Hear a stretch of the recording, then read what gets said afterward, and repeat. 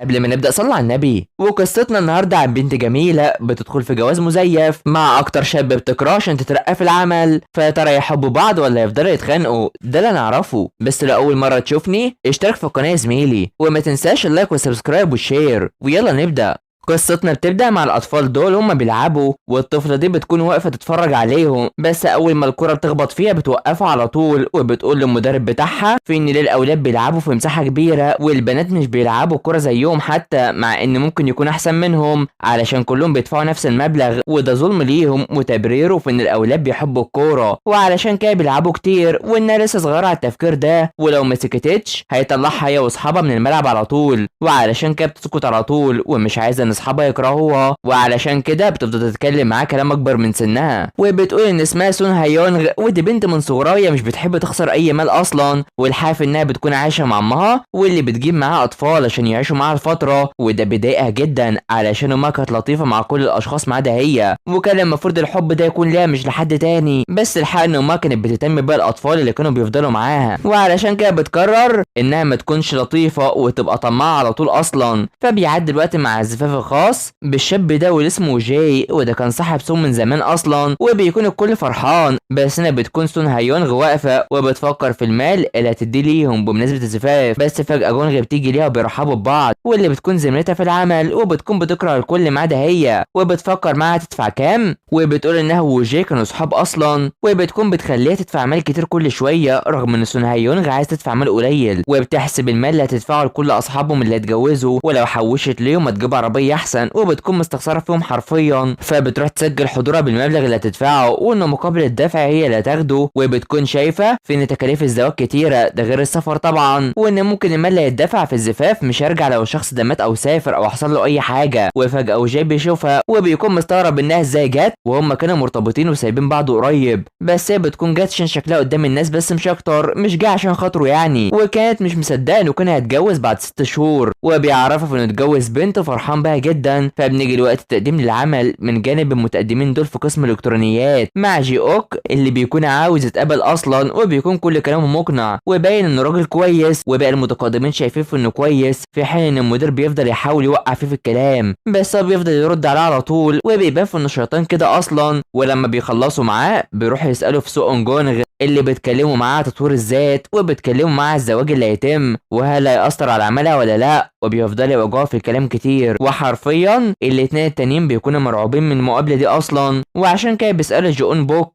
على لو تعرضت للتحرش من رئيسها، وبيفضل يبرر رئيسها وبيعمل نفسه عصفوره يعني، والحقيقه ان اوك هو اللي بيكون بيرد اجابه منطقيه، وبيحرجهم بالكلام على طول، وبيعرفهم انه مسجل ليهم اللقاء ده، وبيخلي الاشخاص اللي بيسالوه مرتبكين، وخصوصا المدير اللي عاوز ان اوك يجاوب عن اللي هو عايزه، ولو عارف ان زميلته تعرضت للتحرش من رئيسه هيكون ايه ردة فعله، وبيكون بيواجه كل حاجه حرفيا. فبيعدي الوقت وبيخلصوا، وكيم جي اوك بيروح يتاسف لهم على اللي عمله، او لو كان هيخليهم ما يتقبلوش في الوظيفه دي علشان هو اصلا جاي مقابله بالغلط، بس شو شايفه انه مميز وبلاش يتاسف على اي حاجه من دي، بس سو بتعرفه في ان هون عليها المقابله دي اصلا، وبيكونوا مش هيمموا الوظيفه، وبيفرحوا سوا شايفين في ان كيم جي اوك ملوش هدف في الحياه ولسه مش عارف عاوز ايه اصلا. فبنروح للزفاف مع كلام جونغ مع سون عن الزفاف وبيضحكوا عليه، بس فجاه بيجي لها فم من امها واللي بتكون في دار الرعايه، وبتخلي الممرضه تهتم بيها وعايزه انها تيجي وتزورها قريب، وده عشان امها عايزه تشوفها وحشتها كتير، وبتقرر تروح فعلا بعد اسبوع، وبتيجي تدخل بتلاقي مراسم تحضير الزفاف من اهل العروسه واهل العريس، وده بيخليها حزينه علشان كان المفروض هي اللي تكون بدلها، ومن هنا العروسه بتدخل تحت انظار من سون اللي بتكون مبسوطه بيها اصلا، وجونغ بتتكلم على انهم لايقين على بعض، وسون بتتفق معاها اصلا، فبتفتكر قبل 6 شهور وقت ما سون راحت لوجاي وبتقرر انها تنفصل عنه، ومش عارف هي ليه بتعمل ده فجاه، وده علشان هي ما عادش عندها مشاعر تجاهه وعايزه انهم ينفصلوا وبتمشي، ولما بيجي يروح وراه بيتجرح، وبتقرر انها تساعده في الجرح بتاعه ده وبيبكي، ومش عارف هي ليه سابته من غير سبب كده، وبيكون بيفكر فيها بس في حاجات تافهه حرفيا، وبتمشي وبتسيبه يبكي زي ما هو. فبنيجي لوقت الحفل وجونغ شايفه في انها بتتعامل معاه بشكل كويس، وبتفضل تشوف الصور الصور وبتلاقي ان ايده كانت مجروحه، وبتعرف انه كان في علاقه مع لين من سنه، وده بيصدم سون جدا علشان هو منفصل عنها قبل 6 شهور، ومعنى كده انه كان بيخونها وقتها. وبنرجع لوقت ما كان بيبكي وكان بيمثل اصلا في انه حزين عليها، بس هو كان عاوز يتخلص منها وفرحان كتير وناوي يتقدم ليلين، وده بيعصب هيسون بشكل كبير، وبتفضل تمسك نفسها بالعافيه، وزمايلها بيلاحظوا ده وبتروح تشيل المفرش، وجونغ مصدومه منها جدا وبتروح تمشي وبتجمع كل حاجه حوالين منها وبتلبسها، وبتروح بتوقف في ان ازاي دي ذكرى سنويه اصلا وهم منفصلين من 6 شهور، وبتقرر تتصور معاهم في صور الزفاف دي، وبتروح تمثل في انها قرفانه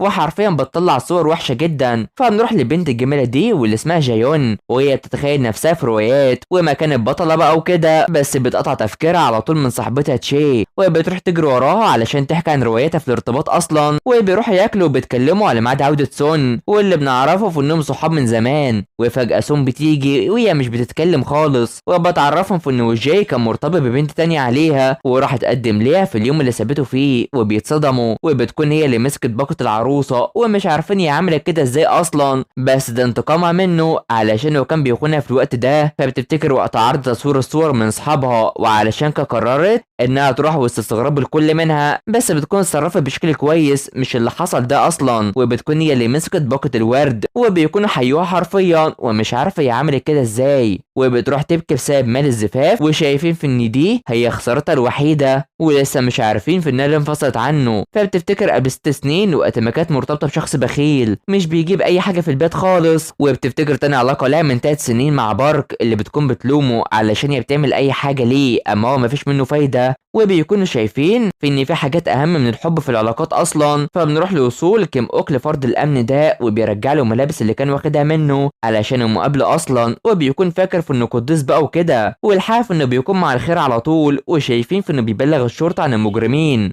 وشايفين في انه ملاك بقى وكده، بس مظهره مش عاجبه. واللي بنعرفه عن جي اوك كيم انه بيحب يساعد الاشخاص على طول، والعجائز دول بيتفقوا معاه على انهم لو لقوا مجرمين هيتواصلوا مع الشرطه، وشايفين في انه ملاك كده. فبنروح لسون وهي ماشيه مع تشي وبتعرفها في انها تزور امها علشان بيتها متهالك، وبتحاول تمنعها انهم يشوفوا امها اصلا عشان محدش يعرف انها في دار رعايه، وبتتكلم على العامل في المتجر اللي بيكرهها واللي بيكون هو كيم اوك، وبيكون مش طايقها خالص، وبتروح عشان تضايق فيها اكتر، وبيفضل مش طايقها على الرغم انه بيحب كل الناس اصلا. فبتروح تشتري حاجات من المتجر، ولما بتسأله على حاجه بيرفض يجيب لها طبعا، وباين قوي انه مش طايقها خالص، وبيكونوا مش طايقين بعض خالص، وبيفضل يرد عليها ويحرجها في الكلام على طول. فبنروح لجيون اللي بتكون سهرانه على الكمبيوتر، ولما بتتعب بتقوم تنام، بس تشي بتراسلها علشان يشتغل بشكل كويس، وبتبدا تتكلم عليها هي وبقى اصحابها اصلا. فبنروح للشاب الوسيم ده واللي اسمه بوكيون، وهو قاعد مع عيلته وابوه اللي اسمه بارك وامه اللي اسمها جيونغ، وهي بتضحك لما يوم بتعمل لها رقاك، ولما بيسالها بتقول له انها بتشوف روايه خياليه عن راجل بيحب واحده، وانها بتحب الحب الابدي، والراجل اللي بيفضل مركز على ست واحده وبتكون بتخوفه وهي مش طايقاه اصلا. ومن هنا يوم بيجي ماشي، بس بارك بيكون عاوز يوقفه ويعطله على اجتماعه، وعلشان كده جونغ بتخوفه وبتخليه يمشي على طول، وحرفيا بيكون بارك بيخاف منها كتير اصلا. فبيروح مع ابوه وبيفضل يرمي المجلات دي، ومش عارف للشركه مركز تاني بما انه مدير التنفيذي، وبيفضل شايف انه مش بيشتغل بشكل كويس خالص، وبيقلل منه علشان مش هياخد المركز الاول خالص، وبيحبطه جدا وعاوزه يتجوز وخلاص. بس يوم بيكون رافضه اصلا، وبيخيره ما بين الجواز او انه يسجل المركز الاول للشركه خلال سنه، وبيدبسه حرفيا. فبنروح للشركه مع الشاب ده واللي اسمه يوهان،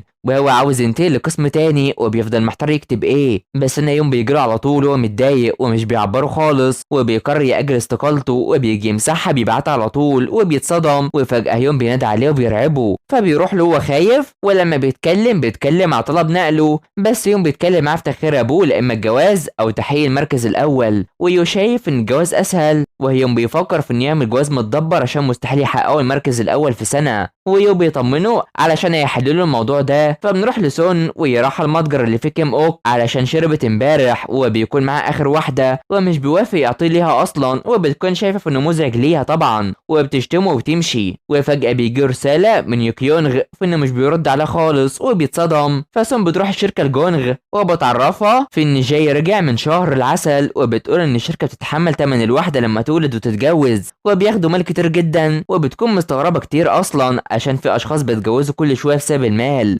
وعلشان كده بتقرر تروح عشان تتكلم مع وجاي، وبتواجهه في انه كان بيخونها وبيقلب الحوار عليها علشان هي كانت بتستفيد بيه اصلا وعايزه منه مال الزفاف، وبتعرفه في ان 300,000 وون مش قليل بالنسبه ليها، وبتفضل عايزاه يعوضها عن المال، وحرفيا بتكون بخيله جدا ومش بتسيب حقها. وفجاه امها بترن عليها وبتقرر ترد وبتقفل، وبترفض تخليه يطمن على امها اصلا وعايزه المال بتاعها، وعلشان كده بيقرر يردوا ليها بس في جوازها، وبيمشي وهي بتتصدم. فبنفتكر قبل 6 شهور وقت ما كانوا مرتبطين وفرحانين سوا اصلا، وبيكون فرحان بيها وعاوز انهم يتجوزوا، وبيتكلم على امها في انها الوحيده اللي بتهتم بيها، وكان بيحسب المال اللي هيصرفه، ومقابل ده خانها اصلا، وعلشان كده بتهدده، وبتروح تتكلم مع زوجته لين مقابل ارجاع للمال ليها. ومن هنا بيروح لها جري اصلا، وبيفكر في ان سون قالت لها عن علاقتها معاه زمان، وبيكون خايف كتير، والحال انه بيشوف انها جابت لها هديه، وبيكون مزوم اللي حصل ده وصدمته بتروح على طول، فبتروح معاه وبترفض تخليه يركع اصلا، بس بيركع عشان مرتبه قليل ومش هيعرف يجيب المال ده، وبيترجاه عشان يسدده لها بعدين، ومش عاوز يبان قدام لين انه واطي كده. فبنروح لهيون اللي بيكون مع يو، ونشر حاجات جديده عشان تخلي الشركه رقم 1، والموظفين بيستغربوا، وحرفيا يو بيكون بيديله نصايح كتيره وعايزه يخليه ينضم لفريق تطوير، ولما بيرفض بيشتمه، وعلشان كده بيروح يجري وراه على طول. فناسون وجونغ بيشوفوا ان اللي هيشتغل اكتر هيترقى بسرعه على حسب قرار هيون، وبتعرفها في ان دي فرصتها علشان هي لسه عزباء، وبلاش تنضم لفريقها الوحش ده وتبقى لوحدها علشان ما يأثرش عليها. ومن هنا بتفقد الامل وبتفكر في الاستقاله، بس بترجع فيها على طول. فبنروح لكيم اوك وهو في المتجر وشغال وبياكل من منتجات كمان، وفجاه سون بتيجي تشتري منه منتجات، وبيلاحظ انها مش بتتجادل معاه كعادتها، خصوصا انها راح تشتري، وبتفتكر الافكار الوحشه اللي حصلت ليها وانها تتحل بالزواج ومش عارفه تعمل ايه. فهنا بتروح لكيم اوك وبيفضلوا يبصوا لبعض هما الاثنين، وبتعرفوا انها بتدور على عريس وعايزاه يكون هو عريسها ده اصلا، وبيتصدموا. فبيفتكر وقت ما كان سمعها وقت ما كانت مرتبطه بوجاي اصلا، وسابها قاعده وحيده، وراح وقتها هون عليها وما سابهاش خالص، وبيكونوا متاثرين 8 سنين مع جي اوك وهو مع جدته اللي اسمها جومدوك في الجو المسلك ده، وعايزه تعرف هو هنا ليه بما انها في دار الرعايه، وبيتكلم معاها في ان التدخين هو سبب في مرضها، وعايزه تكون كويسه على طول وتعيش، وبتتكلم وحش عن امه اللي سابته من وهو صغير، وان ملوش اهل، وبتكون مش طايقاها خالص، وبتعرض له انه يتجوز واحده كويسه مش شرط تكون جميله زي امه، وانها بلاش تحمل قبل الجواز عشان مقاسته دي ما تتكررش، وبيكون بيحبها كتير. فبنيجي لسون وقت ما راحت لاوك المتجر وركزت فيه جدا، وبيكون مستغرب منها كتير، وبتعرفه انها بتدور على شخص تتجوزها وعاوزاه تتجوزها هي، وده طبعا بيخليه مستغرب كتير، وبيشوف انها سكرانه وشربت، وبتقول انها كانت بتهزر معاه فبلاش ياخد الموضوع جد كده. فبيعرف ان جدته قالت له ان يتجوز واحده لطيفه، وعلشان كده هو معرض ده منها، وده اللي هو مش فيها،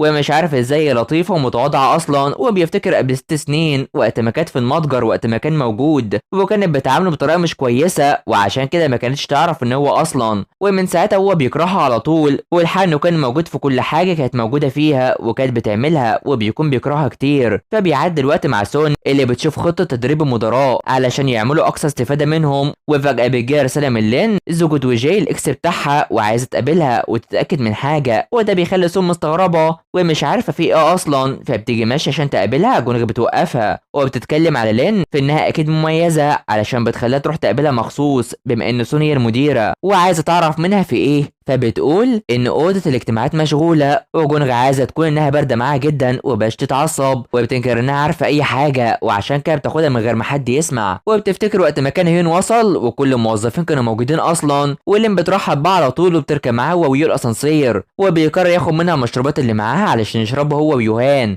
وبيكون في صراع معاها على طول اصلا، وان هيون ولين كانوا مقربين من بعض، وطالما هما كده لما اتجوزوش من بعض اصلا، وعشان كده جونغ بتقول ان يون بيحب واحده تانية وبتفضل تضحك عليه. فبنروح ليون اللي بيكون بيستعد يبعت استقالته لهيون، بس هو بيجوا بيخضوا على طول، وبيقول ان عينه كان مساعده علشان هو بيعرف يتصرف معاه على طول ومش عاوز يعين بنت معاه مساعده، ومهما يو بيفضل يقنع فيه انه ينزل اعلان ست تحل محله بيرفض علشان اكيد جونغ هتعرف بده. فهنا لين بتقابل سون وبتعرفها في ان في اشخاص تانية هيجوا. وفجأة وجاي بيجي وبتكون لين هي اللي مجمعهم ببعض وناوية تتكلم معاهم هما التلاتة علشان هي اكتشفت انهم كانوا مقربين من بعض من زمان وانهم كانوا في علاقة ولا لا. وبتقول انها اتجوزت بوجاي علشان شافته ان له علاقة وخبرة سابقة وبتحب الرجال اللي كده، بس يكون العلاقة مع الاكس بتاعته وتيجي الفرح وتاخد ليها باقة الورد ده حاجة غريبة، وانها اتخدعت منهم وبتيجي تحتفل لها مياه مش بتتحدف. ولما بتجرب مرة تانية بتيجي تغرقها وبتتفاداها على طول وبتيجي على وجاي، وطبعا بيتصدموا من ده. بس الحقيقة ان كل ده بيكون تخيل اصلا من سون، واللي بتكون بتكلمهم عن المسابقة الداخلية اللي الشركة عاملاها وانها تكون مش سهلة بينهم، فمش عايزة يكون في مشاكل. والحل ان المقترح اللي هي قدمته واللي وجاي قدمه متشابهين كتير من بعض، وان ده عشان كل حاجة بينهم سوا. وهنا بنعرف ان وجاي سرق بحثها اللي كانت هتقدمه ليها اصلا، وعشان كده بتفتكر وقت ما كانوا في علاقه مع بعض وهو اخذ منها الفكره اللي كانت هتعملها وانها تدخل في المشروع الذكاء الاصطناعي، وان الالعاب اللي هتعملها هي كانت بتلعبها وشايف انها مسليه، خصوصا مع ادخال بعد التعديلات اللي عليها، وبتكون مش فاهمه اي حاجه وهي معاه، وبتروح عايزاهم يحلوا المشكله اللي بينهم دي، وده بيزعل سون وبتمشي على طول وبيروح وراها وعاوزه تتوصل لاتفاق معاه، وعشان كده بتتعصب عليه علشان هو اللي سرق منها اصلا وازاي يعمل كده، وعايزاه يسحب طلبه ده وبتمشي ومش بتعبره على الرغم انه بيروح وراها على طول، ومش عايزاه يرجع تاني اصلا زي ما رجع وقت المال علشان هي مش هتتساهل معاه في ده خالص، ولو ما راحش وسحب الموضوع هتعرف قسم الموارد البشريه وهتقول كل حاجه حصلت، وعايزاه يفكر كويس لو ما كانش عاوز يتطلق. فبتيجي تمشي بيوقفها وبيعرفها انها ازاي تهدده بوقت ما كانوا مع بعض فيه، وبيكون ناوي يكذب اصلا، بس بتكون شايفه في ان الحقيقه هتتغلب على الكذب،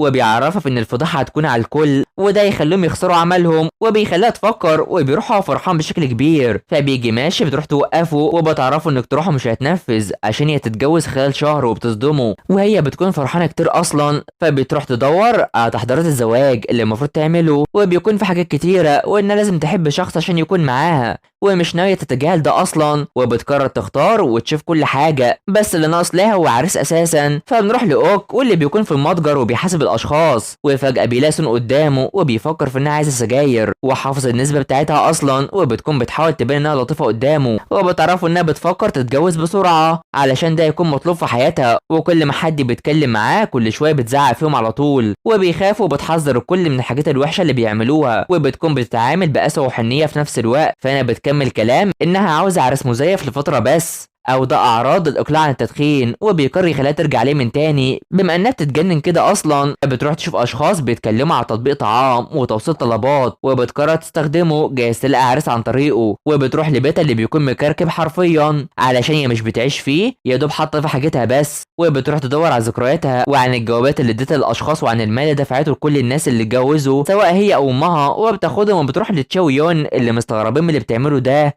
علشان هي بتحسب المال اللي هتاخده لما تعمل زفاف بس، وشايف ان مفيش حد هيوافق علشان اللي هيتجوز ازاي هتجوز عشان المال بس، وتشا بتكون متعارضه معاها وشايفه ان الجواز لازم يكون في حب اصلا، وناويه تتجوز تاني لو ما حبتش الشخص المزيف اللي تتجوزه، وشايفه ان الزواج صفقه اساسا، وده بيضايق تشا جدا، وبتكون بتتعامل معاه بشكل وحش، وانها ازاي تجيب له امها بعد العمر ده كله شخص مزيف للزواج، وبتكون بتنصحها كتير بس هي زهقت منها اصلا، وبتكون مش طايقه تشوفها وبتمشي على طول، وعلشان كده يوم بتروح تهديها وعايزه انها تكون وترجع تاني، وبتفكر في انها تمشي يون وبلاش تعيشها معاها، خصوصا انها بتفكر بشكل مادي وانها اتجننت على الاخر، فلازم تبعد وتلحق نفسها من دلوقتي. فبنرجع للماضي وقت ما كانت يون ماشيه وهي حزينه مع امها وابوها اللي عاوز يجيب لها طعام، بس بتكون امها رافضه تعمل ده وعاوزين انهم يبسطوا يون على طول، وفجاه سون بتيجي وبيعرفوا بعض لاول مره، وان يون اصلا هي بنت بالتبني، وكانت وقتها سون مش طايقاها خالص عشان من صغرها وما بتحب اي طفل وبتقدم ليه كل الحب والرعايه اللي المفروض سون تاخدها، وكانت جابت يون من غير ما تعرفها وبتواجهها في انها في السنه الاخيره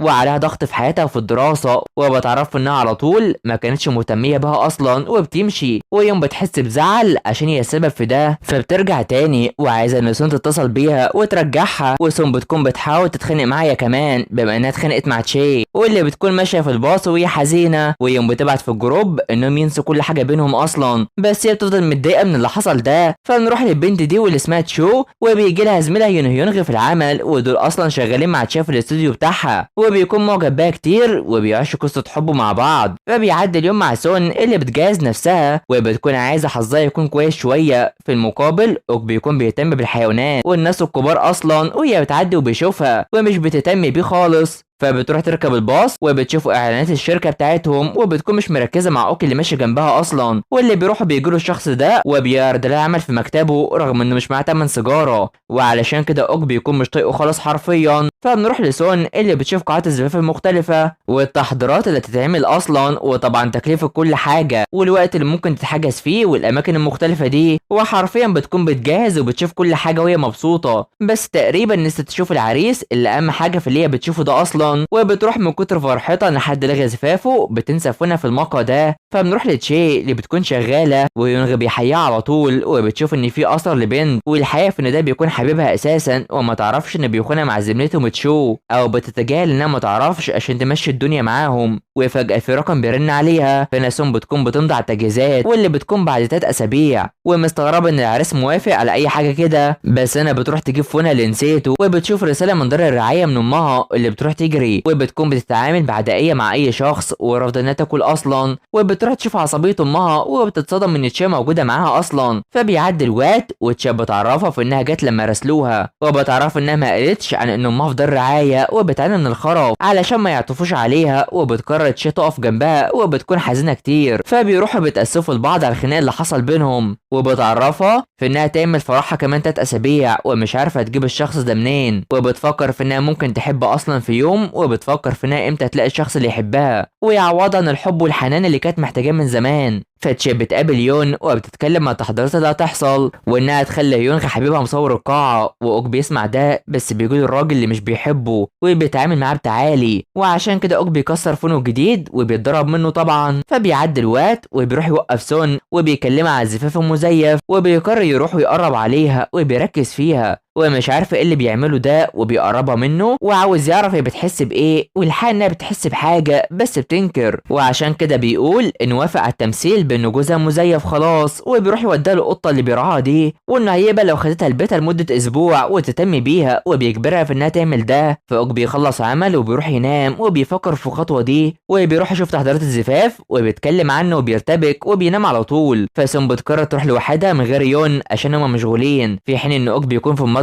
والملك مبسوط بيه. وفجأة سون بتجيله وبتسأله عن مقاساته عشان البدلة اللي هتجيبها ليه، وبيقرروا يروحوا سوا، وعايزة تسأله في انه ليه وافق فجأة وحضنها، وده علشان يشوفها اذا كان عندها حساسية من القطط ولا لا، وشايف ان مفيش اي مشاعر تتطور بينهم اصلا عشان هو بيكرهها من زمان، وبتكون شايفه في ان ممكن يكون في حاجه تحصل اصلا بينهم. فبيروح يشوف الفستان عليها، وبدل ما يعجب بيها بيقول انها محرجه بيه بما انها اول واحده تلبسه، وبتتكلم عنها خايفه عليه عشان لازم تحسب الخسائر برضه. فبنروح ليون اللي بتروح تتقابل مع جيونغ، وبيكونوا واخدين على بعض كتير، وجيونغ فرحانه بالقصص اللي بتكتبها دي ونفسها تتحقق اصلا. وفجاه لما هي بتشوف يو بتتخفى، وجيونغ لما بتشوف ابنها يون بيتخفى برضه علشان بيكونوا في المكان وبينكروا انهم عارفين حد فيهم. فاوك بيكون بيختار البدله بتاعته وبيروح يجربها، في حين انه جاي بيجي ولما بيسمع اسمه انه كان حبيبها بيتصدم. بس لين بتيجي وبتشوف انها بتختار الفستان معاها وعايزين يساعدوها، ومن هنا اوك بيقرر يطلع ويوريهم، ولين وسون بيتصدموا من وسامته الكبيره دي اصلا.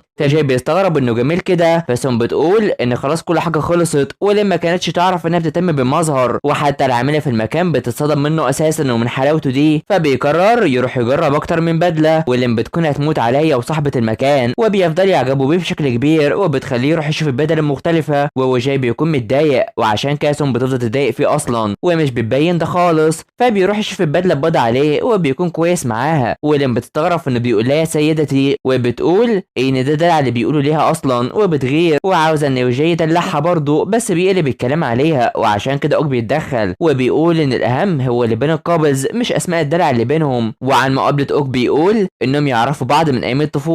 فبيمشي معاه وهي مستغربه انه زي ما قالهاش انه وسيم قوي كده عشان مش عاوزه الضيوف يفتكروا وشه، وبتكون شايف انه ده حاجه وحشه اصلا. وفجاه الست دي بتيجي واللي اسمها هيون، وبتلاقيها هي بتزعق فيه بشكل كبير ومش عارفه ازاي تلوم على وسامته دي، وبتروح تفسر اسمها وبتقول لها انها مش بتقبل الخساره خالص، ولو احتاجت اي مال تقول ليها. ومن الواضح ان بطلة مسلسل بون غسون القوية دخلت على المسلسل ده كده وهيكون حاجة حلوة، ودي احلى حاجة في الدراما الكورية. بس انا بتقرر تمشي اصلا علشان شايفة في ان اوك بطاقة كويسة ليها، وبتقرر تمشي بالفعل وهي مبسوطة جدا. فبتروح تشرب قهوة شوية عشان تفوق، وشايفة في ان كل حاجة خلصت علشان ازاي يكون وسيم كده، وبتاخد 2 قهوة ليها هي كمان، وبيقرر يطلب ليها كمان، ومن هنا بيجيب لها قهوة بالحليب وبيخليها تشربها، وبيعجب جدا بطعمها الجميل ده. وعشان كده بتروح تفكر فيه وان ازاي يكون المنظر ده هو اللي شافته، وازاي يكون بيبوظ وسامته دي اساسا. وعشان كده بيعرفه ان جدته قالت ان كل حاجة معتمدة على الجمال بتكون مش كويسة، وبتستغرب ان عنده جدة موجودة اصلا ومش بيعرفها عنها. وبيقول ان وجاي هو الاكس بتاعها، وكان باين عليها في انها متوترة جدا خصوصا انها سطحية اصلا. وبتقول ان هيكون عنده مستقبل كويس لو اعتمد على وسامته دي، وانها كانت مع وجاي من سنة بس الحقيقة خدعها من 6 شهور، وشايفة في انه عارف كل حاجة عنها تقريبا، وبتصرخ بس بيقول انها توطي صوتها شوية ومش عارفة ازاي فاكر كل حاجة عنها كده. ودي الحقيقة موجودة في شخصيته انه مش بينسى اي حاجة حصلت، وبتفكر في انه معجب بيها بس بينكر ده، وبتقول انه في النهاية الشاب الوسيم ده هيكون جوزها، وبتكون مبسوطة بيه جدا اصلا. فبنروح لكلام لين عن جمال اوك وانه لايق على سون اساسا، وده كله وجاي بيكون بيفكر في انه امتى سون عرفته وامتى ارتبطت بيه اصلا، وبيشتمها. ولين بتفكر في انه غيران علشان هي ما اختارتش البدله بتاعته، وشايفه في انها تدخل مع سون بما انها ناجحه ومن النوع المفضل، وعلشان كده بيقلق، وخصوصا لما بيرفض يقول اي حاجه عنها، هو بيكون غريب كتير وقلقان. فبنروح لجيونغ اللي بتفضل تشوف القصص الرومانسيه اليوم بتكتبها ليها، وبتكون مبسوطه بيها جدا اصلا. وفجاه يون ابنها بيجي وبيكون بيلاحظ انها حابه القراءه بتاعتها دي اصلا، وبتتكلم معاه في ان الستات الغير متجوزين بلاش يقربوا منه، وعشان كده حب يتكلم معاها علشان هو على طول بيسمع كلامها وبيبعد عن الستات، ومفيش واحده بتغيره. بس هي خايفه تيجي واحده تاخده وتاخد كل المال اللي معاه، خصوصا انه ابن بارك اللي بتكون شايفه فيه كل العبر، وخصوصا انه متساهل مع اخطائه، وهي عايزاه يكون كويس في الشركه، وحاسه ان هيلاقي حل مختلف خصوصا انه ابنه الوحيد. وبيروح يفكر في كلامها وبيكون محتار، بس يو بيكون تعبان وعاوز يروح الحمام حرفيا وماسك نفسه بالعافيه، وعشان كده بيروح يقرب منه علشان بلاش يمسك نفسه. وفجاه الاسانسير بيفتح وبتكون سونية اللي موجوده، وبيقرر يخليها تدخل معاهم رغم انها مش عايزه، بس بتدخل بالفعل. وبيشوف ان معاها هدايا كعك بمناسبه جوازها اللي قرب، ويو بيعرفها في انه بيحبه وده علشان تدوم طبعا. وبيكون بيقرر انه يروح الزفاف ويقدم لها التهنئه، وعشان كده بتعرفه في ان الشركه بتقدم ده بنفسها اصلا، وبيكون فخور بشركته وبيهنيها. وبتقرر انها تمشي وبيدي اليو الكعك اللي بيحبه ده واللي معجب بيه كتير. فيوم بيروح يشوف ان اي تغيير بسبب الحمله او الزفاف او رعايه الاطفال مرحب بيه من الشركه، رغم ان يوم مش عايز ده يحصل، بس يوم بيصر عليه وده بيضايقه جدا، وبيكون مش طايقه، بل يوم بيخليه يروح ويقدم لها المال باسمه كمان وبيبارك لها في الزفاف ده. فهنا سون بتروح توزع الهدايا على القسم بتاعها اساسا، وبتكون فرحانه كتير خصوصا انهم بيشوفوا دعوات الزفاف الخاصه بيها. وجونغ بتعرفها بانها نسيت تحط صوره عريسها الوسيم ده على دعوات الزفاف، وبتكون هي نسيت ده كتير، وبيفكروا في ان هو اللي طلب منها الزواج ولا لا. وعلشان كده بتفتكر وقت ما هي طلبت منه انه يكون عريسها اصلا، وبتقول ان ده حصل وكل حاجه جت بصوره حرفيا. وحرفيا بيكون وجاي بيطلع فيها كل حاجه مش كويسه اصلا، وان مش معاها خاتم، وان ازاي يكون طالب ايدها من غير خاتم اصلا، وبتغلب عليها. وعلشان كده بتقول ان في مفاجاه يعرفوها في حفل الزفاف، وبتكون بتفكر تعمل ايه. فبتكون في المتجر عند اوك والكل بيكون بتجنبها حرفيا وعايز انها تروح البيت، بس بيشوفوا هي بتبحث عن ازاي شخص يتقدم لطلب الزواج، وبتعرفه في ان هو اللي هيعمل ده ليها، وبتخليه مستغرب كتير، وبيكون مش عارف ان ده اتفاق فليه يعمل ده. وعشان كده بتعرفه في ان اللي بيحصل في الزفاف اليومين دول والفيديو اللي بيتصور عشان يبان في انه رومانسي، وبتقنعه بما انه شريكها، والحان بيروح يمشيه عشان الموضوع اتطور منها بشكل كبير، وبيفضل يتجادل معاه في انها ازاي تعمل كده، وبتفكر في انها تجيب حاجه مستعبانه اصلا، وبتعرفه انهم لو كانوا كده يبقى هيتجوزوا ازاي، وبيكون بيفكر في الغاء الزفاف. وعشان كده بتعرفه في ان ايه اللي هيحصل لبيبي المسكينه، وبتحاول تاثر عليها اصلا. وفجاه القطه بيبي بتيجي وبتخليها تسكت على طول، وبيطمن عليها وبيخليها تمشي طبعا. فبيعدي الوقت مع سون وهي في المطعم ده، وبتتصور بشكل كبير اكنها مع حبيبها وان هو اللي بياكلها بقى وكده، وحرفيا كل الناس بيتريقوا عليها وبيشوفوا انها هبله جدا اصلا، وبيبان انهم مع بعض على طول. وكل مكان بتروح فيه في المتجر اساسا بيلاحظوا في انها مجنونه على طول، وبتروح توري الصور ليون وتشي، وبيكونوا مش فاهمين هي ازاي عملت كده او فكرت في كده اصلا، وشايفين في ان الصور دي مش فيها اي روح، وازاي اللقطات دي تعبر لان طلب ايدها للزواج اساسا، وتفضل فاكره الماضي الوحش بتاعها علشان تشوف الحلو في الايام الجايه. وبتروح تفكر مع تشي انها بلاش تاخد الموضوع بشكل جد كده بما انه حبيبها مزيف اصلا، وتشي تفضل تدوم افكار وبيفرحوا معاها. فبيعدي الوقت مع اوك اللي بيجي رسائل من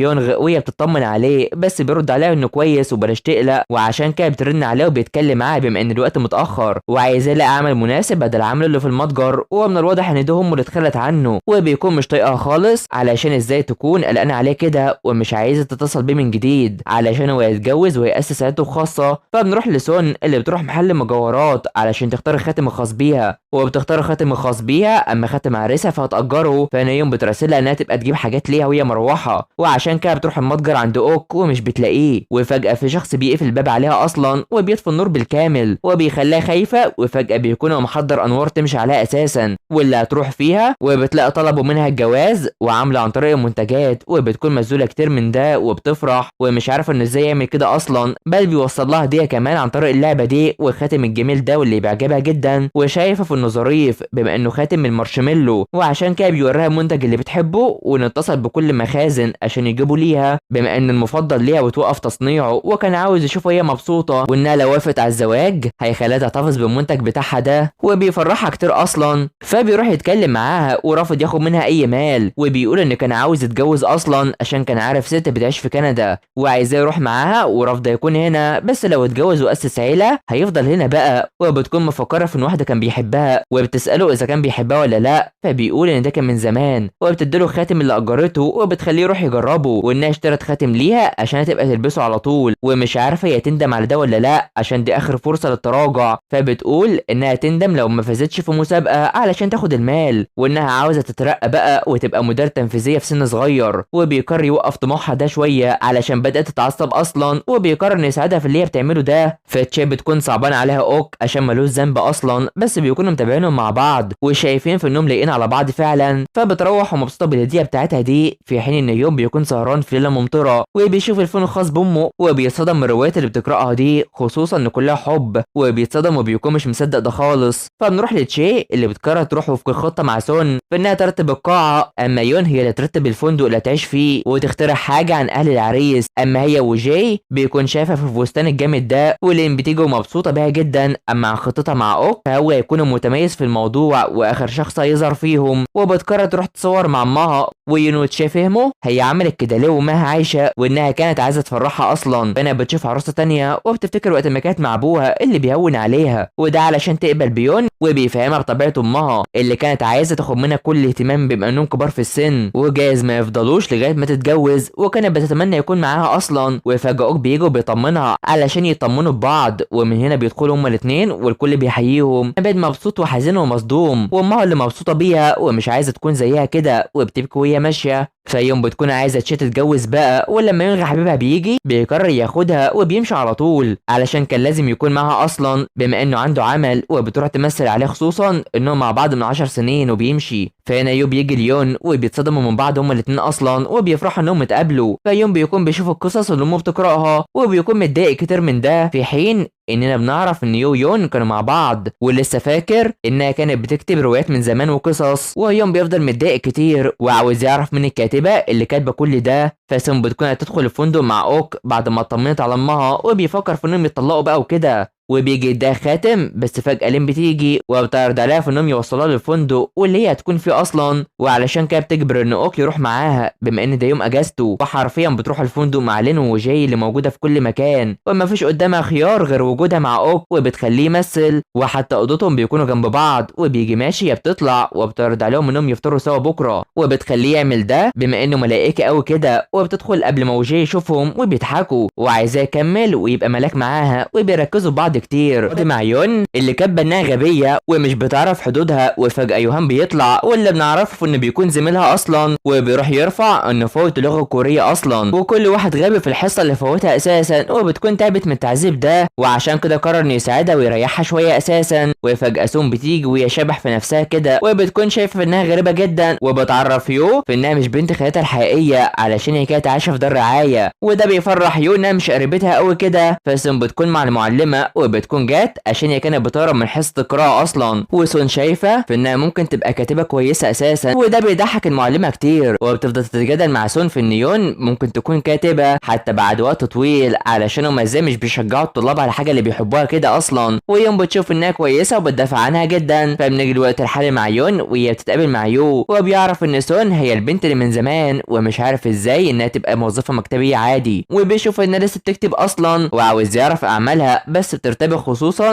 ان اللي بتكتبه مش مخصص للاطفال واللي الشركه عايز تعمله كده، وبيفضل عاوز يشتغل معاها وهي مش عارفه ازاي تعبر عن الحاجات اللي بتكتبها اصلا، وما هي بتتخيل كل الحاجات اللي بتكون بتكتبها واللي بتكون قصص خاصه للاشخاص البالغين واللي بتفرحهم كتير وبتخليهم كويسين، وبيفضل عاوز يعرف نوع قصصها ده اصلا. وفجاه يوم بيبعت ليه رساله وعاوزه معاه حاليا، وده بيخلي يون تشتمه على طول، ولما بيجي يمشي بيديها رقمه عشان يبقى يخطط المقابله من تاني، وبتفرح جدا علشان يو بيشتغل في نفس الشركه مع سون، وبتقرر انها ترن عليها ومش بتكون بترد اصلا، والحال ان اوك بيكون بيفك الدبابيس اللي في شعرها ده واللي بيكون بيألمها او كده، وبتخليه يروح يستحمى عشان يبطل في الحمام، وبتلاقي انه مش عارف يتصرف اكنه اول مره يروح فندق، وبتستغرب منه علشان هو كان بيروح لنزل البيات بس مش لاي حاجه تانية، وبتروح عايزاه شركه كل حاجه بما ان بيدعي التنوير، ومهاب بيفكرها وقت ما طلب منها البوسه، وسون بتكون مش حابه ده يحصل خالص، وتشاو يوم مرتبكين وبيفضلوا يحييهم هما الاثنين، وعشان كده اوك بيقرر يبوسها من خدها، بس يونغ مصور عاوز ان يبوسها بوسه حقيقيه، وعشان كده بيقرر ان يعمل ده، ولما بيكون هيعمل امها بتكون جالها زهايمر من تاني، وبتقرر انها توقف الحفله هنا وتتم بيها، وسون بتعرفه في انه ما كانش هيعرف يعمل ده اصلا، وعشان كده اوك بيروح ينيمها، وبيعرفها في ان دي اول مره في فندق بس مش اول مره يعمل كده يعني، وبيركز فيها كتير، وبيقرر يقرب عليها، ولما بيعمل ده بيشوف انها مش بتغمض عينها خالص، وعشان كده بتمسكه وبتعرفه ان عمره ما عمل كده، وعاوز يروح يرتب نفسه عشان يعد مال التهنئه ده بما انه كويس في العد، ولما بيمشي بتاخد نفسها حرفيا، خصوصا انها ما كانتش هتمسك نفسها خالص اصلا، وبتكون مبسوطه كتير. فبنروح ليو اللي بيكون بيقرا الروايات اللي شافها مع عمه، وبيكون مستغرب كتير عشان الحاجات دي مشهوره اصلا، وشايف ان ازاي اشخاص يعملوا ده مخصوص اصلا، وبيشوف اسم البطل واللي اسمه يوجون واللي بتكون زي الدرامات اللي بتحصل اصلا، ويو بيفكر في انه ازاي بيعمل كده، وبيعرفوا ان التنمر اللي ممكن يعمله واللي شافه مع حد من الموظفين، وهو بيقرا القصص دي، وعشان يسكتوا بيعرفوا في انهم هي اللي كانت بتقراها اصلا، وبيتصدم هما الاثنين، فبيعدي الوقت وبيكون داخل المشفى من الصدمه دي، خصوصا انه ما كانش بيتقرب من اي بنت، فكان القصص دي صعبه عليه قوي كده، ومش عارف وازاي مش حابب الكاتبه دي، وعشان كده بتعصب علشان المفروض ما تقراش اي حاجه من الروايات دي، وبيقرر استخدام التعليقات الوحشه عشان يخلي يون تبطل تكتب ده اصلا. فبنروح لسون واوك وهما بيعدوا مال الزواج ده، وبتكون بتحسب كل حاجه، وبتقرر تكمل رغم رغبتها في انها عايزه تنام، وشايفه في انها مش بتثق فيه، ومستغرب اصلا علشان هي ازاي مش بتثق فيه، وشايفه في انه غريب كتير اكنه بيخبي حاجه علشان من الشخص اللي في كندا ومن هي جدته، ومش عايزه تجبره على انه يقول اي حاجه عشان كل واحد له خصوصياته. فبيعرفه في ان وقت ما كان صغير بنت جدته اتجوزت وسافرت لكندا، وبتكون مستغربه من المسمى، وبتقول ان دي هي امه اللي كانت جميله، وبيعرفها في ان امنيه جدته ان يعيش معاها علشان لو كان راح لكندا محدش يعترف بيه، ولما كبر وبعد عنها شافته مجرد حفيد من بعيد عنها وخلاص، وعشان كده بتقرب عليه وشايفه في ان ده وقت البكا دايما، خصوصا انه يفضل طفل طول ما دايما بيتكلم على امه، وبتشكرها انه شاركها كل ده، وبيعرفها في انه مش هيسرق منها اي مال وتثق فيه شويه، وهي بتحب ده طبعا. فنروح ليون وهي بتكتب قصص الحب بتاعتها دي، وبتشوف الذكرى اللي من يوجون، وبتشوف مراسلات من مديرتها عن انها تزود الاثاره شويه علشان المبيعات تزداد شويه، وبتروح تقرا التعليقات الممله واللي مش بترجع لها بالمال، وفجاه بتشوف حاجه بتصدمها كتير، وبتقرر تقفل الكمبيوتر على طول، وبتكون مصدومه جدا اصلا. فبنروح لسون وهي بتحط المال في حسابها في المطار، وبتقرر تروح وتمشي، وبتتكلم مع تشيو خايفه عليها تخسر المال، وبتعرفها في ان اوك معاها علشان لين دعتها عشان تركب معاها، وبتروح تشوف ان اوك مركز مع العيله والطفل الصغير ده مع عمه، وبتحزن لما بتشوفه كده، وبتقرر تروح له وبتعرفه فانها خلصت، فلو عاوز يمشي ممكن يمشي حاليا، وبتعرض عليه في انه يروح في شهر العسل بما انه هنا، وبتقول انها مش هتقضي مع عمها الوقت عشان هي مش مفضله لها اصلا، وبتخليه مستغرب كتير عشان هي حابه تفرحها بس، وبيشوفوا ان ممكن تكون جرحتها من زمان بما انها معرفتهاش، فبتعرفه في انها على طول كانت بتهتم باشخاص تانية غيرها علشان هي تفضل بنتها مهما حصل، وبتقرر تديله المال مقابل اللي عمله، وانها تهتم بالقطه، وبتديله مال عشان لو عاوز يروح لكندا، بس بينكر ده اصلا وبيمشي، وفي وسط ما بيكون ماشي بتعرفه في انه حاليا من اولوياتها ويروح يعيش زي ما هو عايز ويتقرب من جدته، وبتخليه مستغرب عشان هي بتناديله بزوجها باستمرار، وشايفه في انهم لسه عيله، وده بيفرحه كتير، وهي بتكون مبسوطه بيه جدا، فبتروح عشان تركب الطياره عشان تروح تستمتع بشهر العسل، وبتروح تشوف المال اللي كانت هتديه لاوك، وبتلاقي في رساله وبيعرفها بيهنيها على جوازها وانها تستمتع بحياتها سواء ده كان زواج مزيف او حقيقي، وبيروح يهتم بيها وهي نايمه وبيشوف الخواتم الخاصه بالزواج وعاوزه تلاقي سعادتها في الزواج ده، وبيتمنى لها كل حاجه كويسه من قلبه وبيفرحها وبيخليها تبكي وبتفرح بالرساله والمال اصلا، وبتقول ان المره دي كانت اخر مره قابلت اوك فيها. فبيعدي 3 شهور مع كل التعليم مع تحضير الحفل الخاص بوجاي بما انه فاز بالمسابقه اصلا، وبقى اصحابه بيباركوا له، بس سون بتيجي وبتكون هي اللي فازت بالجائزه الكبيره وبيحيوها على عملها كويس ده، وبتروح لوجاي بتواجهه في ايه شعوره وبياخد جائزه بسرقه فكرتها وبتخليه مصدوم منها وبتمشي على طول. فبنروح ليون اللي بتروح تمضي على مسلسل من كتابتها مع ممثله دي تشو، واللي بتعرفها في انهم يعملوا بدايه كويسه وبيروحوا يمشوا سوا وبيودعوا بعض على طول، بس يوم بتروح تتكلم مع مديرتها وبتعرفها في انها رفعت قضيه على الشخص اللي قال لها تعليق وحش ومش هتوافق على اي مصالحه بينهم. فبنروح لبارك اللي بيروح يتضايق على هيون وجيونغ بتيجي ويو بيعرفها بالحفله اللي هتبدا وبتقرر تدخل في خناق ويو بيكون فرحان باللي بيحصل ده اصلا. فبنيجي لوقت توزيع الجوائز مع انتظار سون وجاي وجونغ فرحانين جدا، فبارك بيكون بيتخانق معاه علشان القضيه اللي جت عليه ومش عايز حد يعرف بيه اصلا وبيمشي وهو متضايق وبيتاسف لامه وعاوزاه يحل كل حاجه بسرعه. فيو بيجي جاري وبيعرف لين باللي حصل واللي بتقول ان هيون مش هيحضر الحفله وبيتصدم وخصوصا سون ووجاب بيفرح جدا. فيوم بتمشي وهي فرحانه انها تقضي الشخص ده اصلا، وفجاه بتشوف تشو مع يونغ حبيبه شو وبتتصدم. فبيخلصوا بعد الحفل وبياكلوا وجونغ بتفرح بيها جدا وعايزه انها تتصل بجوزها ويحضر معاهم ويكون داعمها زي وجاي ولين كده، وعشان كده بتعرفها في انه في كندا وبيحيي سون قائده الفريق وبتكون مرتبكه فعلا. فبتكون ماشيه وبتفكر في ان ده اوك، بس بتلاقي في ان شخص ثاني جه مكانه بما انه استقال من المتجر واللي بيكون بطلنا الجميل ده اللي من مسلسل عداء جميل، وبتكون مستنيه من اوك اي رساله بما انه اختفى فجاه وبتخليه يعرف مكان السجاير وبيكون مبسوط اصلا انها بتجيب امراض وبيخيرها تختار اي مسلسل. فبنروح لاوك اللي بيكون عند امها اصلا وبيهتم بيها، فبيعدي اليوم مع القطه اللي مبهدله المكان وسون بتروح تبدا يومها كويس وبتهتم بيها، وفجاه بيجي رسائل لتشي كل شويه وبتتكلم معاها على انها مش عارفه ان اوك اختفى فجاه ولا لا، وتشي عايزه تعرف ايه اللي حصل بينهم. وفجاه يوم بتيجي وهي لابسه ملابس الموضه دي وبتقرر تسيبهم وتمشي على طول. فبنروح لهيون اللي بيكون عاوز يروح ليون علشان يحل الموضوع، ويوهان بيشجعه على ده وبيخليه يتدرب على الاسف وبيروح يسيبه على طول. فبيروح لقسم الشرطه وبيخليه يقرا كل حاجه وكتبها والتعليق الوحش اللي كاتبه، وده وسط متابعه يون ليه وهي متضايقه على طول. فبيخلص وبيكلم يو ويوم بتقرر تروح تصوره وبتروح تجري وتخبط فيه، ولما بيعرف ان هي يون بتطلع تجري منه على طول. فسون بتفكر في اوك وبتفكر في انه في كندا بقى وكده، وفجاه في رقم بيرن عليها وبتكون يون وبتروح لها جري اصلا، وفجاه بتشوف يون ويو بيحاول ما يبينش هويته وبتروح تعرف نفسها ليه وبيروح يشجعها على عمل كويس وبيتبسطوا، بس بتخلص وبتروح ليون وهي خايفه ومتخفيه وبتلومها على انها ما عرفتهاش اي حاجه من دي، وبتفكر في اللي يون عمله ويبين انه شخص طبيعي فمش عارفه ليه عمل كده، وسون بتهون عليها اصلا. فبنروح لاوك اللي بيظهر وفجاه في شخص بيجيله وبيصدمه. فبنروح لمؤسسه كلب للتعليم مع سون اللي بيكونوا بيجددوا المكان، في حين ان يون بيفتكر وقت ما شاف يون ويو بيجيله فبيعرفوا انه يقابل صاحبته كاتبه قصص اطفال وبيخلي يون مستغرب منه. فسون بتروح تجيب قهوه لفريقها وبتنزل ويون برضه بينزل وبيروح يقرب على يو وبيتصدم انه معاه يون وبيكون مش مصدق ده. فسون بتجيب القهوه اللي عايزاها وبيكون في موظفين جدد، وفجاه بتشوف اوك موجوده وحاضر مع الموظفين الجداد وبيصدمها وبيقرب عليها وبيعرفها في انها وحشته جدا وبيبصوا لبعض هما الاثنين، وده وهما مستغربين كتير. اوك هو ماشي بس فجاه بيجيله شخص وبيتصدم منه وبيساله اذا كان ابن يوكيونغ ولا لا، بس بينكر انها عايشه اصلا وانها ماتت من 8 سنين. وبيجي ماشي بيوري له صوره اهله وبيعرفوا ان ابنها والا يحصل لزوجة قص في كندا لو خلفت طفل خارج اطار الزواج الشرعي، بس اوك بيكون عاوز يعرف هوية الشخص ده واللي عاوز انه يحمي العيله دي اصلا، وعشان كده بيعرفه في انه لا يحمي الست والعيله اللي سابوه من زمان ومش عارف هو عايز منه ايه، وبيكون عاوز منه انه ينضم الكلب للتعليم وقرر يروح عشان ينفذ وعده لجدته بس مش اكتر. وبالفعل بيكون راح لكلب للتعليم وان ما كانش قدامه اي خيار اصلا، وفجاه بيشوف سون واللي هي بتشوفه وبيستغربوا من بعض وبيقرر يروح ليها وبيعرفها في انها وحشته، خصوصا انها ما كانتش عارفه تلاقيه في اي مكان، وبيكون قال كده وظهر قدامها علشان ما كانش قدامه خيار تاني. فبيفتكر وقت ما كان بيهتم باوك ام سون وقرر ينفذ وعده ليها، وهنا وسط ما بتكون سون مصدومه انه راح للتقديم في العمل في الشركه، وليلين بتقرر تروح عشان تساعدها في مقابله المتقدمين وبتقرر تساعدها بالفعل. بالفعل، بس بتكون شايفه ان الشخص اللي كانت واقفه معاه شبه جوزها، ولولا ما هي عارفه انه في كندا كانت هتقول ان ده هو جوزها اصلا. وسون بترتاح وبتقرر تضحك وبتقول على جوزها في انه مختلف، وطبعا بتكون خايفه. فبنروح لاوك اللي بيروح بيتقابل مع بارك وون اللي كان في التقديم اللي في الشركه اللي فاتت، وان قصته اتشهرت بعد ما البنت اللي كانت معاهم نشرت عنهم. وفجاه لين بتقدم لهم المشرفه على المتقدمين الجداد اللي هيتدربوا، واللي هتكون المسؤوله عنهم هي سون، واللي بتروح تتكلم وبتكون مركزه مع اوكو متضايقه وبتشرح اللي حصل وبتعرفه باللي هيحصل بيهم، وبتشتمه وبتكون مش طايقاه، وهو شايف ده علشان ازاي انضم للشركه بتاعتها كده. فبيعدي الوقت وبيمشي وبتروح وراه على طول وهي متابعاه، وفي وسط ما بتكون بتجري وراه بيمسكها وبيقرب منها، وعشان كده بتاخده، ولما بتكون هتتكلم بيوقفها بالطعم اللي بتحبه وبيعرف انه اضطر انه ينضم للشركه، وهي بتكون مش عارفه هو فين اختفى علشان كان في كندا ولا فين، خصوصا انها كانت بتبعت له رسائل كتيره. وبيضحك وبيكون مفكر في انها اشتقت ليه اصلا، والحق انه كان بيتجاهلها ومش بيرد عليها خالص ومش عاوز يعرفها هو كان فين اساسا، وشايف ان مش مهم، ومستغرب انه يظهر فجاه كده ومش عايزاه يكون موجود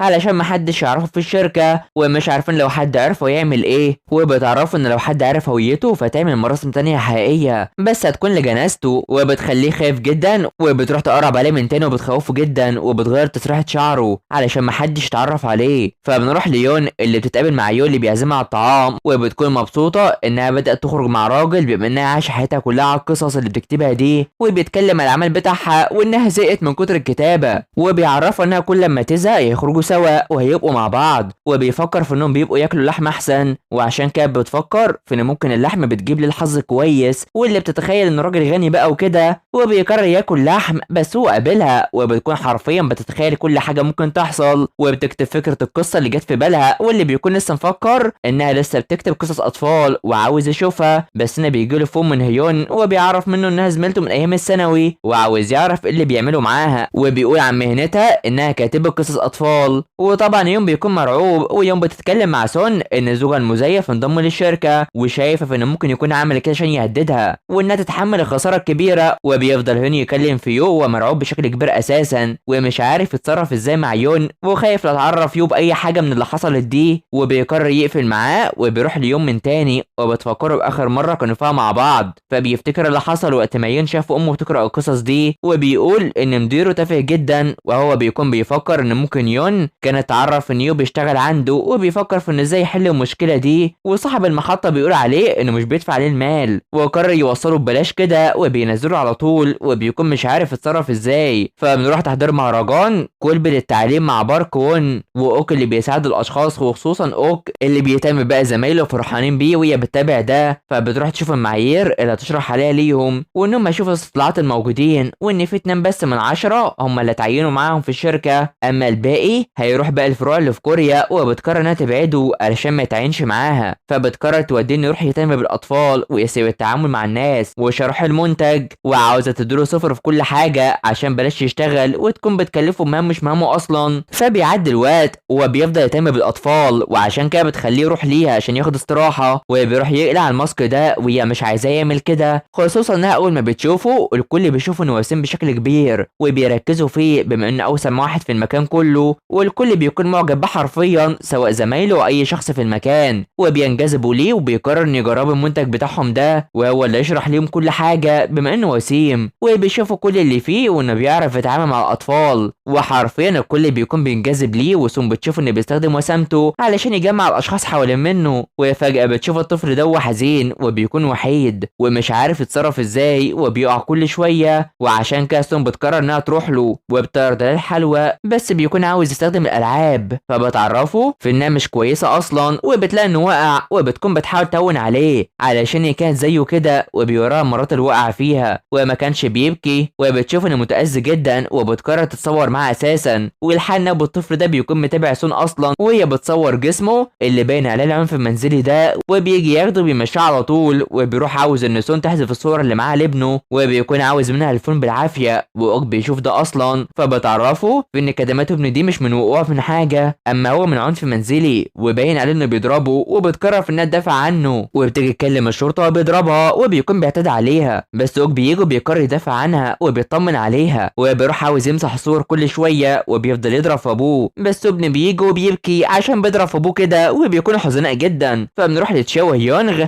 اللي بيروح ليها وهي في العمل وبيعرفها في انها تنجح في العمل بما ان عندها خبره 10 سنين، وبيحاول يضحكها وان امه قالت له انها تنجح وهتجوز السنه دي، وده بيخلي تشام مستغربه، بس هيونغ بيكون بيفكر فيها وانها اللي ماسكه باقه الورد من سون وبيرد لها الزواج السنه دي بعد النجاح اللي هيحصل ليها. فبيروح لقسم الشرطه والاب ده بيكون بيتهم سون واوك انهم اعتدوا عليه وعلى خصوصيتهم اصلا، وبيتخانقوا وبيهددهم انهم لازم يعملوا تسويه باللي حصل، وبتقرر انها تبقى مجرمه فلازم تخلي ده يحصل، وبتيجي عشان تموته بقى. بس فجاه المحاميه اللي من الشركه دي بتيجي وبتقرر انها تدافع عنها واللي اسمها كانغ، واللي بتكون تدافع عنهم هما الاثنين، وبتخلي سون مستغربه بس بتخرجهم على طول، وبتعرفوا انها جمعت الادله من المكان وهتتم بكل حاجه، وبيشوف ان اللي هيحصل للطفل وان ما تعرضش الاساءه من ابوه، وبيكون خايف. بس سون بتكون مع الاطفال علشان كولبي لازم يكون لها دور في ده، وبتوريها العنف اللي بتعرض ليه اصلا، وبتقرر انها تساعده والحاف انها بترسل حد، وقالت انها جت نيابه عنهم وفي شخص هو اللي بعتها ليهم. فبنروح لسون اللي بتكون بتحاول تطهر جرح اوك، بس هو بيقرر يعمل ده في جرحها، وبتشكره على انقاذها النهارده وبتساعده، وبتكون شايفه في انه مقاتل جيد، وشايفه في ان القتال مش لايق عليها، وان جدته هي اللي علمته ازاي يكون قوي كده، وبتعرفوا انها عرفت الطفل لما شافته على طول علشان هي كانت في طفولتها بتعرض الاطفال على طول، وشايف ان امها كانت ست طيبه بس مع بقى الاطفال، اما معاها فما كانتش بتهتم بيها اصلا، وبيروح يودعوا بعض وبتمشي وهي مبسوطه. فبيجيله الشخص ده واللي بيكون متابعه وبيكون واخد البيت الجديد اللي هيكون فيه من النهارده، وان لو عامل اللي عايزه هتكون الشقه دي بتاعته، وبيديله فيزا يستخدمها بحريه، ولسه مش عارف وبيعامله كده ليه اصلا، واوك مش فاهم اي حاجه، واوك بيكون بيفكر في ان ممكن يكون ابوه، بس بيعرفه انه مش بيخلف من زمان وبيمشي، واوك بيفضل محتار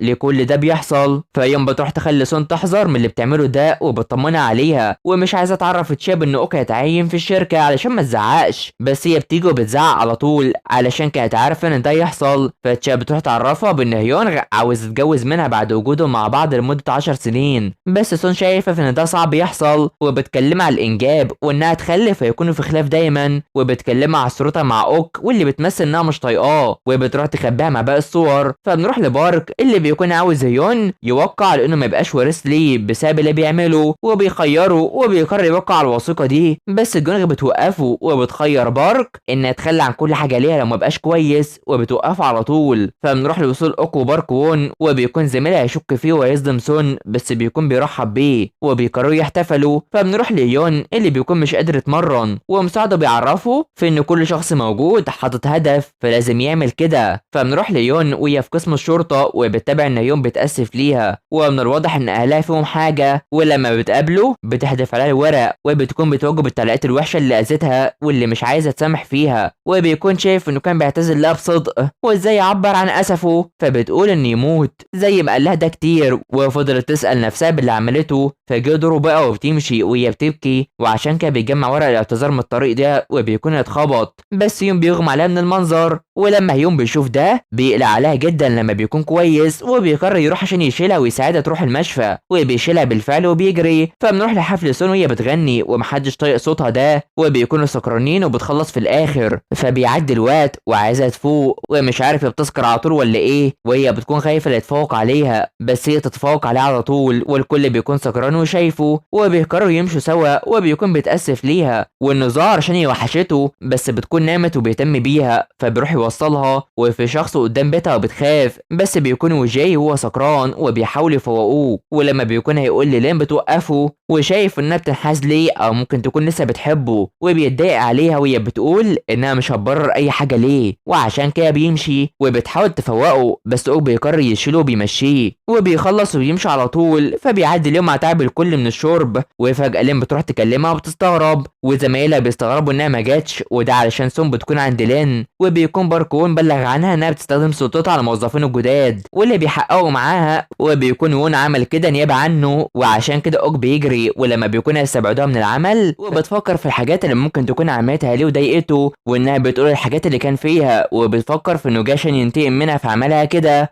وبتفتكر انه وافق على الزواج المزيف عشان كده، وبتتخيل في انه شرير قوي وانه رايح يتخلى عنها اصلا وبيودعها وعاوز يموتها، بس برغم كده بتكون بتشتمه برضه، ولما بيجي بتشتمه وبيقول ليهم انه مش الضحيه بس هو زوج سون، وبيصدم الكل وخصوصا هي بسبب اللي عمله، وبتقول ان باللي عمله ده خلاها تموت خالص. بس انا بيزعقوا علشان بيفكروا في ان سون هي اللي عملت كده عشان تعين جوزها في فريقها، فلين بتوريهم ان هي اللي خلتها مشرفه عليهم، وكانت كاتبه كلام وحش عن اوك اصلا واللي بيضايقه، بس هي بتخليه يفضل معاها بما ان زوجها بقى وكده. فبيعدي اليوم مع يون وهي صغيره ومتخبيه من ابوها اللي بيدور عليها وكان عاوزها، وبتقوم من الكابوس اللي حلمت بيه ده، وبتفتكر وقت ما كان هيون هيتخبط وهي من وقتها اغمى عليها اصلا، وفجاه بتشوفه ونايم على الارض وبتخاف منه وبتفكره في انه ميت، بس بيقوم وبيعرفها في انه لو جابها للمشفى واغمى عليها مده 20 ساعه ونامت فيهم ومش عارف ازاي تنام كل ده، وانه وداها في اغلى جناح في المشفى وده في حق المشفى اصلا، وبتكون مفكره في ان ده تسويه اللي بينهم على اللي حصل، وبتتصدم لما بتسمع تمن تكلفه الليله في المشفى الواحده، وبتقرر تمسك الفون وتبعت ليه المال، بس بيمسك ايدها عشان ما تتجرحش من الفون المكسور ده، وانه جاب ليها عشان تكون كويسه، وبيمشي وبيكون تعبان،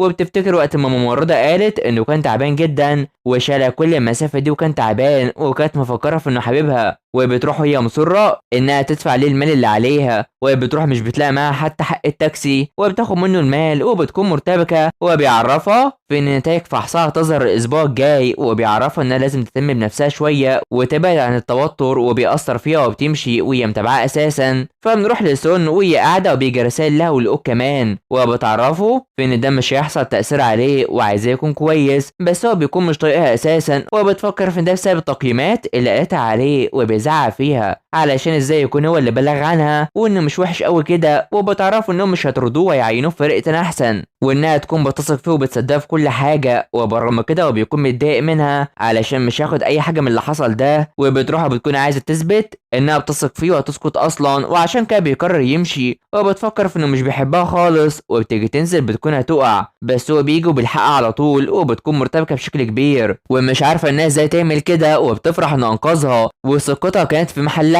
فبيعدي الوقت وبينزلوا سوا، وبتقول ان اكيد الخبر انتشر فلازم يفتكروا اللي اتفقوا عليه، وان الفضيحه كانت حاجه كبيره بس هيكونوا بيواجهوا اي حد، واول ما هو بيكونوا جاي اللي بيواجهوه في كل اللي حصل، وبيكونوا كويسين، ومن هنا بيجي بقى زمايلهم ومش عارفين ازاي يكونوا متجوزين في نفس الفريق، وبيبانوا ان مش هممهم اي حاجه، بل ان جونغ بتيجي وهي مستغربه، بس اوك بيأثر عليها وبيخليها تسكت على طول، ولين بتيجي وبتعرف ان باركوان هيستقال، وبتعرف ان هو اللي بلغ عنها ومش عارف يواجهها، وبتقرر تبقى تكلمه، فجونغ بتاخدها وعايزه تعرف ايه التصرف اللي حصل ده، وان ممكن باركوان يبقى من عيله غنيه وان اخو يون من ملاك الشركه، وبتكون مش عارفه تعمل ايه اساسا. فبنروح ليون اللي بتشوف المال اللي عليها واللي بيكون كتير، وشايفه في ان هيون اكيد شاب غني عاطل كمان، فبنروح لهيون اللي جونغ بتوقفه وبتكون عايز تعرف خطته وايه اللي هيعمله، وبتزعق فيه علشان اللي ابوه بوك عاوز يعمله فيه، وبتقرر ان هي اللي تقف معاه وهتقف في طريق يون وهتوقف انتاج مسلسلها زي ما بتقف في وش ابنها وتقضيه، خصوصا ان هيون هو اللي يهمها اكتر من اي حد تاني، وبتمشي وبتروح تبعت ليون المال، وبتقرر في انها تعدي الموضوع، وهو بيجري ورا امه من غير ما يقرا شرطها اصلا. فبنروح لسون وهي بتشوف شكلها وهي مع اوك وشايف انها على طول مخيفه، ولما بتكون هتروح لون بارك بتلاقي انه بيتخانق مع امه على طول وبيتكلم معاه، وبيروح يتقرب منه بس سون بيهرب على طول اصلا، وامه بتعرف انها زوجة اوك، وسون بتعرفها بهويتها وان حصل سوء فهم بينها وبين ابنها خليته استقال، بس امه بتكون شايفه ان ابنها هو اللي غبي بس طيب اساسا، واللي بيجي بيكون فرحان باللحم، وبتلاقي ان اوك حل الموضوع، فبتمشي تتكلم معاه ومستغربه انها زهق جاهز للفطار كل يوم وهي مش بتعمل ده لنفسها اصلا، وبتلومه علشان كان وون بارك صاحبه، وبتتكلم على انه من عيله غنيه علشان اسمه زي عيله الشركه، وده بيجيب كلام الشخص اللي بيتابعه انه ما يتعينش في الشركه عن طريق اي واسطه، وبيلاقي هو بيفكر انها جعانه وعايزه تاكل، وعشان كده بيعرفها في انه مش لازم تجهز للفطار، وهيلبس ملابس كويسه ومش هيسبب لها اي مشاكل في العمل، وهيشتغلوا سوا، وبتروح تودعه وبيكون فرحان بها جدا، وهي كمان بتمشي وبتفكر في خاتم جوازه وشايفه في ان المشاكل مش هتخلص خالص، وبتقرر تروح تشوف الخاتم اللي اجرته، واللي بتلاقي ان الشخص هو اللي اشتراه ومش عارفه هو عمل كده ليه، وبالفعل بيكون اوك هو اللي اشترى الخاتم ده من تاني، وبيقرر يلبسه وبيتجهز، بس فجاه بيلاقي الراجل اللي متابعه ده واللي اسمه جانغ، وبيستغرب انه على طول موجود هنا، وبيدخل بيته في اي وقت كده، وبيكون مش طايقه خالص، وبيجي ماشي بيكون عاوز يعرف انه من امتى اتجوز، وكان زعلان علشان هو حصل خطأ واللي بيعيشه بشكل منفصل في بداية جوازهم، وبيرد عليه انه يتخلص منها لو عايز، بس اوك بيهدده علشان بلاش يتجاوز حدوده بما انها زوجته. وبيجي ماشي بيسأله على الشخص اللي موظفه هو رئيس بوك ولا لا، بس بينكر، واوك بيكون شايف ان بيلعب على اعصابه وعاوز يعرف من الشخص اللي وظفه، وبيمشي على طول وبيسيبه واقف زي ما هو. وعشان كده الشخص ده بيرن على شخص، واللي بيكون هو بوك بارك اللي خلاه يتوظف اساسا. فبنروح مع سون اللي بتوصل الشركه، والكل بيكون مستغرب منها وشايف انها غريبه، بس جونغ بتقابلها وبتعرفها في ان اوك هناك